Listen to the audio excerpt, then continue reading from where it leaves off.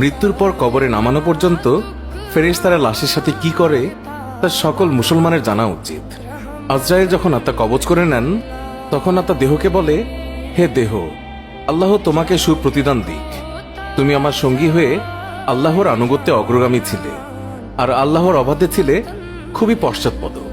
তুমি আমার পক্ষ থেকে মুবারকবাদ গ্রহণ করো, কেননা আজ তুমি নিজেও মুক্তি পেয়েছ আর আমাকেও নাজাত দিয়েছ। এইভাবে দেহ আত্মাকে মুবারকবাদ দেয়। মুমিন বান্দার মৃত্যুতে জমিনের যেই সকল অংশে সে ইবাদত করত সেগুলো কাঁদতে থাকে। আকাশের যেই সকল দুয়ার দিয়ে তার নেক আমল উপরে উঠত সেই সকল দুয়ার তার জন্য কাঁদতে থাকে। যে দরজা দিয়ে তার রিজিক নেমে আসতো সেই দরজাও কাঁদে। আকাশ জমিনের এই ক্রন্দন দীর্ঘ 40 দিন পর্যন্ত অব্যাহত থাকবে।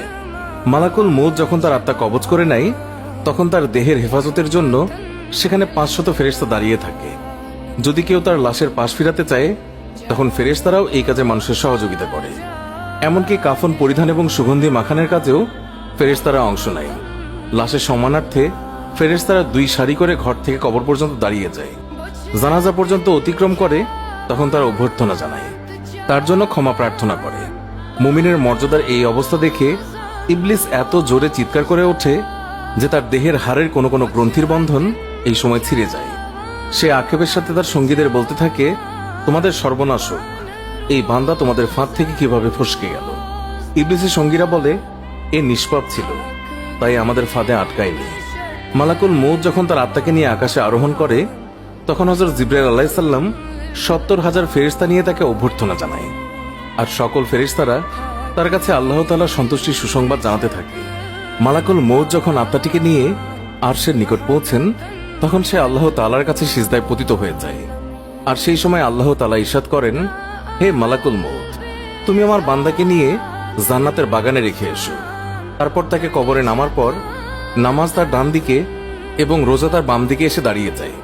আল্লাহর রিজিক এবং কোরআন তিলাওয়াত এসে দাঁড়িয়ে যায় তার সিধানের দিকে। পায়ের দিকে দাঁড়িয়ে যায় জামাতের সাথে নামাজ পড়ার জন্য মসজিদের দিকে গমন। আর তার ধৈর্য কবরের এক কোনায় অবস্থান নেয়।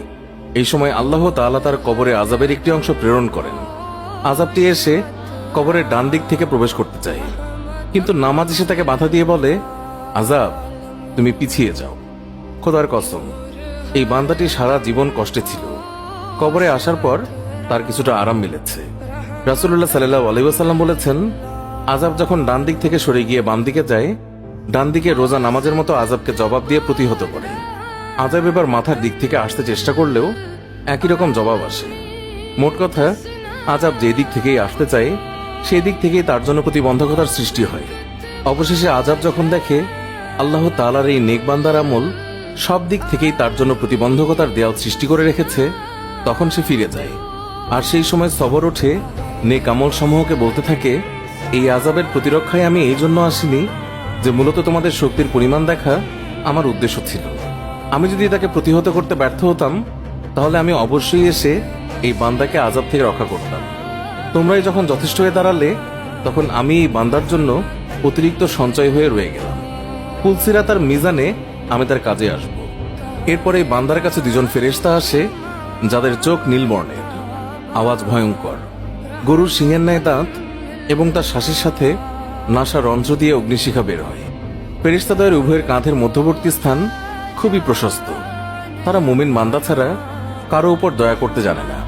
2 জন ফেরেশতাকেই মুনকার নাকির বলা হয়। এদের হাতে একটি হাতুড়ি থাকে।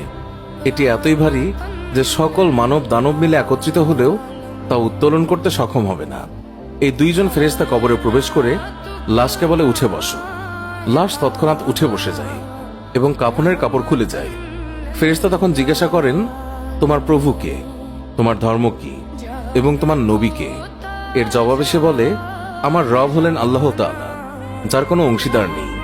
আমার ধর্ম ইসলাম, আর হযরত মুহাম্মদ সাল্লাল্লাহু আলাইহি ওয়াসাল্লাম হলেন আমার নবী।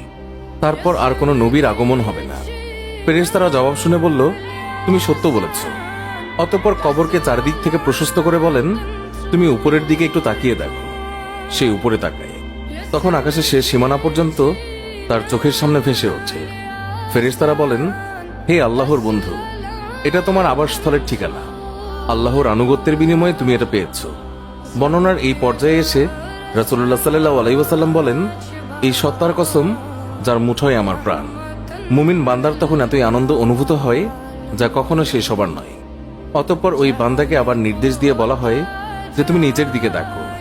নিচের দিকে যখন সে তাকায় তখন সে দোজকের শেষ সীমানা পর্যন্ত তার দৃষ্টির গোচরে চলে আসে। ফেরেশতা তখন তাকে বলে, হে আল্লাহর প্রিয় পাত্র, এই ভয়ানক নরক থেকে তুমি নাজাত পেয়েছ। রাসূলুল্লাহ সাল্লাল্লাহু আলাইহি ওয়াসাল্লাম ইরশাদ করেছেন, ওই বান্দার এই সময় এমন পুলক হয় যা কখনো সমাপ্ত হবার নয়। অতঃপর স্বর্গের ৭৭টি দরজা তার জন্য উন্মুক্ত করে দেয়া হয়। এইসব দুয়ার দিয়ে জান্নাতের সৌরভ এবং সুশীতল সমীরণ তার কবরে পৌঁছাতে থাকে এবং ততদিন পৌঁছাবে যতদিন সে কবরে থাকবে। রাসূলুল্লাহ সাল্লাল্লাহু আলাইহি ওয়াসাল্লাম আলোচনার ধারাবাহিকতা অব্যাহত রেখে বলেন, এরপর আল্লাহ তাআলা মালাকুল মউতকে নির্দেশ দিয়ে বলেন, তুমি আমার দুশমনের নিকট যাও এবং তাকে আমার কাছে নিয়ে এসো। আমি প্রাচুর্যের সাথে তাকে রুজি দিয়েছি, সীমাহীন নিয়ামতের বাড়িপাত করেছি তার উপর, কিন্তু সে আমার সাথে শুধু অবাধ্যতাই করে ফিরেছে। এবার এই দুশমনকে আমার সামনে হাজির করো। মালাকুল মউত আল্লাহর নির্দেশ পেয়ে এমন কদাকার বেশে ওই বান্দার নিকট আগমন করে যে কেউ কোনোদিন এমন ভয়ঙ্কর আকৃতি দেখেনি। তার 12টি চোখ থাকে, তার কাছে এমন একটি লৌহ শলাকা থাকে যার শাখা ও কাঁটা বিশিষ্ট। মালাকুল মউতের সাথে আরো 5 জন ফেরেশতা থাকে। এদের প্রত্যেকের সাথেই থাকে জাহান্নাম থেকে নিয়ে আসা আগুনের চাবুক। মালাকুল মউত অবাধ্য বান্দাকে চাবুক দিয়ে এমন ভাবে আঘাত করে যে প্রতিটি কাঁটা তার সারা শরীরের দেহতন্ত্রের মূলে গিয়ে বিদ্ধ হয়ে যায়। অতঃপর সেটি পাকিয়ে টেনে বের করে এবং তার পায়ের নখের তলদেশ থেকে পর্যন্ত আত্মাকে বের করে নিয়ে আসে।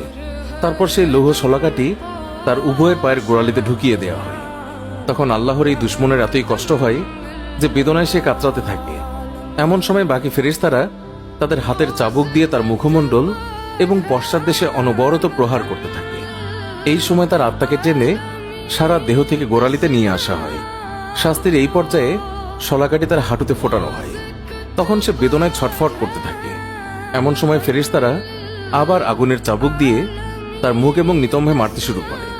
হাঁটু থেকে শলাকাটি বের করে ঢুকানো হয় তার নিতম্ব দেশে, অতঃপর বুকে এবং সবশেষে কণ্ঠনালীতে, তারপর পূর্বের মতোই সেটিকে টেনে বের করা হয়। এরপর ফেরেশতারা জাহান্নাম থেকে সংগ্রহ করা অঙ্গার তার থুতনির নিচে বিছিয়ে দেয় এবং বলে, হে অপবিত্র আত্মা, তুমি বেরিয়ে এসো। তুমি থাকবে প্রখর বাষ্পে, উত্তপ্ত পানিতে এবং ধূম্রকুঞ্জের ছায়ায়, যা শীতল নয় এবং আরামদায়কও নয়। সূরা ওয়াকিয়া আয়াত 42 থেকে 44। মুসনাদে আবি ইয়ালা। আল্লাহ আমাকে এবং সবাইকে বুঝ দান করুন, আমিন। পোস্টটি ভালো লাগলে বন্ধুদের সাথে অবশ্যই শেয়ার করতে ভুলবেন না। ধন্যবাদ সবাইকে।